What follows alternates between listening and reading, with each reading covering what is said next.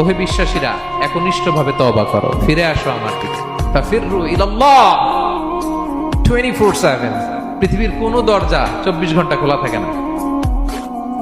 রাত 3টার দিকে যদি আপনি উঠে জায়নামাজটা বিছিয়ে যে ভুলটা করছেন ওটা স্মরণ করে চোখের পানি ছেড়ে মাফ চান, ক্ষমা করবেন না তিনি? হ্যাঁ, ক্ষমা দেওয়ার জন্য তিনি বসে আছেন। এজন্য ভুল হইলে আমরা পড়বো আস্তাগফিরুল্লাহ। কি করবো? পড়েন আস্তাগফিরুল্লাহ রাব্বি মিন কুল্লি যামবি ওয়া আতুবু ইলাইহি। পড়েন আস্তাগফিরুল্লাহাল্লাযী লা ইলাহা ইল্লা হুয়াল হাইয়ুল কাইয়্যুম ওয়া আতুবু ইলাইহি। এটা পড়ে আল্লাহর কাছে ফিরে আসবেন, অনুতপ্ত হবেন। আল্লাহ ভুল করে ফেলেছে, আল্লাহ তুমি ক্ষমা করো, আল্লাহ তুমি ক্ষমা করো, আল্লাহ আমরা ভুল করে ফেলেছি। ভুল সবাই করে, কেন করে? হ্যাঁ, কুল্লু ইবনে আদম খাত্তা।